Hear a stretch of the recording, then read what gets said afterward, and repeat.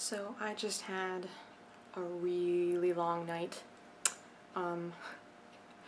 Crazy things happening at the bookstore, and then I went to the gym, ran on the treadmill for about 45 minutes, and got home and got in the shower, and that's why I'm looking very disheveled. My hair's all wet. I'm a bit moist. Moist, what a terrible word. Anyway, I promised y'all earlier that I would let you know what happened at the bookstore during my shift tonight. So I went into work and I was in a great mood.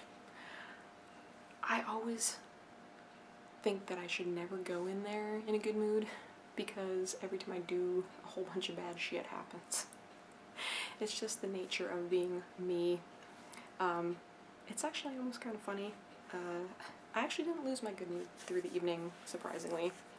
But I got there about 2:30 and my store manager handed off the phone, was like, oh yeah, it's been pretty good today, here's the phone, it's not real crazy, you should have a good night. Anyway, see ya.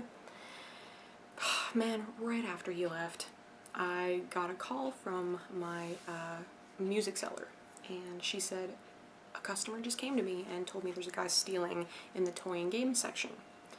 Immediately, I'm like, alright, so put my phone away, and I walk quickly to the educational toys and games section of my store, which is kind of actually a big section. They've shrunk the book sections because of all the e-readers and stuff like that, so now we sell a lot of games and puzzles and that sort of thing. So I get to the section, and I walk around the corner, and I observe a man standing quite a few feet away. He's carrying a big paper bag from another store in the mall called PacSun. It's like a store that sells like skater clothes and stuff like that, if you don't know what that is. Anyway, but and I could see in the bag that he had a big, large, looked like one of our games, or a big box, and I could see the security tag on the top of it sticking out and everything, and it was suspicious because PacSun is a skater clothing store.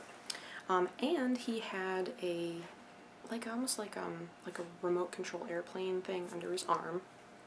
And when he saw me, he did something weird, like he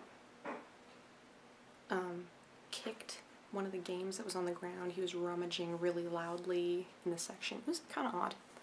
I walk up to him and I was like, hi there, sir. I said, is there anything I can help you with? And he was like, no. And he immediately starts walking the opposite way where I was, which was down along the wall where our bathrooms are and stuff like that. I'm following this dude. I know he's stealing. I've been doing this a long time, and I could tell right away he was stealing. So I follow him, and he's not walking super fast, and I'm not either. I'm following a few feet behind, just nonchalantly following, and kind of rearranging books here and there on the tables, and the path he's taking is like windy, up and down the aisles. He knows I'm following him. He knows I was onto him. He can tell. And so I'm just following nonchalantly behind him, just watching to see what he'd do. Usually we like to give people a chance to just ditch the product and walk out the store without any incident. He chose to wind his way around, and eventually we end up back in the toys and games section. And I lost sight of him for like 3 seconds, and when he came back in my sight, the big paper bag was gone. He'd stashed it up in one of the toys and games shelves, but he was still carrying the remote control airplane under his arm. So, still following him, and he's keeping on walking, and over his shoulder he goes, what the fuck are you following me for? And I said, well, I am the store manager, and of course I didn't tell him I was the assistant manager. I just let him think I was the store manager. He didn't need to know I wasn't. I said, I'm the store manager, and I can be wherever I want in my store that I feel the need to be at the time, and I'm just trying to make sure that you don't need any help from me. And big shit-eating grin. And he's like, I don't need your fucking help. Get the fuck away from me. At this point in time, I could have stopped him and said, get out of my fucking store. I let him walk a little bit more. I just wanted to see what he'd do. He's still winding his way around and ends up picking up like a book in the music section, puts that under his arm too. He's doing it on purpose to be an asshole. And I've had enough. I'm just like, sir, I'm gonna have to ask you to put the merchandise down, and I'm gonna ask you to leave the store and never come back. And he turns around and he goes, fuck you. He's like, you didn't tell me that 5 minutes ago. And I said to him, I said, well, I have made the decision that you will leave my store right now. Put the merchandise down, and I'm going to escort you out the front door. And he's like, dude, it just shows how fucking stupid you are. I was leading you around to show you how fucking stupid you were. And I was like, I said, I don't care. I said, put the merchandise down, and I want you to leave the front of the store, and I'm going to call security. He puts the thing down in customer service, and he's walking out the big main aisle. We call it the power aisle in the store. And he's walking a little bit, and he's swearing at me the whole way. He's just like, I just don't know why the fuck you're following me. I don't know what the fuck you're following. I don't mean your fucking store anyway. I don't fucking shop here. I don't want to fucking be in here. And he said, you're fucking stupid bitch. All the way up the front of the aisle. And I was laughing. I said, you can swear at me as much as you want. And of course, I mean, I'm the swear queen. Like, that's gonna fucking bother me. He could have been dancing a jig out the front door going, Cunty McFucking Cunterson to me, and I wouldn't give a fucking shit.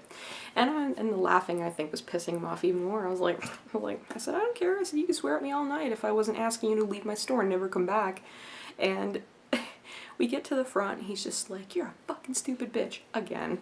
Like, I was like, wow, that's redundant. Anyway. And he turns around over his shoulder and is just like, you're about to get fucking bitch slapped. And he walks out the front door.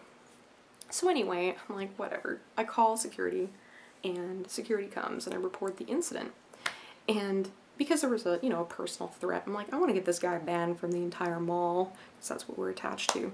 And one of our managers in the store, she said, you mean this guy? I was describing what he was wearing to the security, and she's just like, I just saw that guy outside. He was spitting at the front of the building, walking along just spitting at it the whole way.